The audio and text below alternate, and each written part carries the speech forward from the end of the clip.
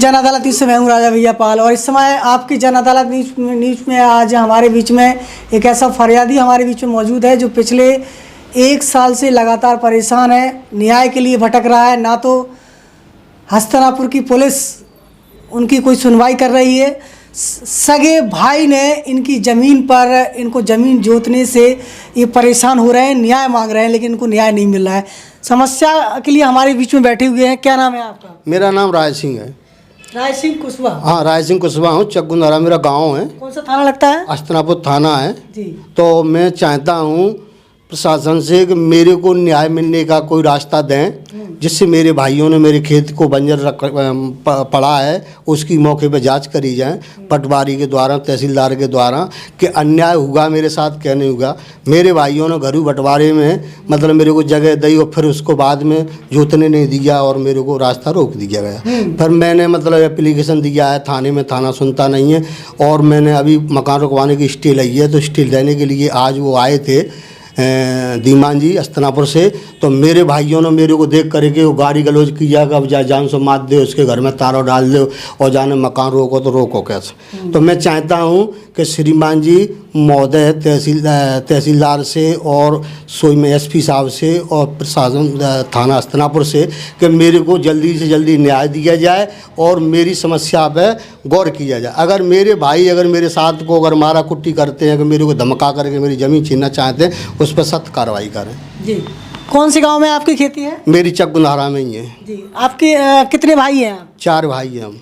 4 भाई हैं। 4 भाई में से सभी भाइयों की ज़मीनों का बंटवारा हो गया? हाँ, सभी भाइयों हमने आपस में घरू बंटवारा किया था। सरकारी तो सरकारी कोई बंटवारा नहीं हुआ है? कोई सीमांकन था जी। जबरदस्ती मकान बना लिया रास्ते में और मैंने उससे रोका तो किसी ने मेरी सुनी नहीं। तब मैंने अपहरण का दावा पेश किया।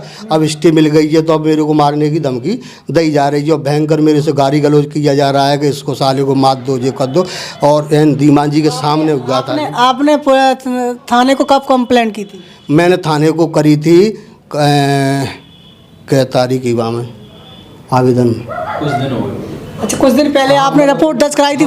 पुलिस आई थी आपके घर? हाँ आई थी, वो तहजियात कर ले गए थे। दीमान जी आए और एक मतलब सिपाही थे उनके साथ में, और एसपी को मैंने आवेदन दिया तब आए। वैसे तो मैंने थाने को आवेदन दिया तो कोई पुलिस नहीं आई थी। उनने कही हमारा काम नहीं। पुलिस जब आई आपके पास तो भाइयों को समझाया, कार्रवाई की? कुछ नहीं, कोई नहीं समझाया। उनने तो मौका देख करके उन्होंने पंचनामा बनाया और वहाँ मतलब गांव के और मेरी परिवार के उनका सहमति जो कर रहे थे, मेरे को धमका रहे थे, डर पाए रहे थे, तो वो और परिवार के लोगों को बुलाए मेरे भाइयों ने। सिवाई लोग कहने लगा तेरी मौत आएगी, तू मरना चाहता है और तू काय के लिए रिपोर्ट कर रहा है, तेरे को हम जान से मार देंगे, ते कौन होता है, नहीं जुतेगा खेत। इस तरीके से पुलिस के सामने उनने मतलब मेरे से कहा। तो मैंने कहा दीवान जी यहाँ विवाद हो जाएगा, अब आपने मेरे साइन ले ले, आपने अपना वो काम करना था, आवेदन बनाना था, जानकारी बनाने थी, आप बना लेगी, क्या बना ली। तो मैंने कि मैं जा रहा हूँ, क्यों ये लोग मेरे से लड़ने के लिए तैयार हैं। तो ये मैं इतनी बोल करके मैं उठाया अपनी मोटरसाइकिल बाइक अपने घर को निकल आया खेत से।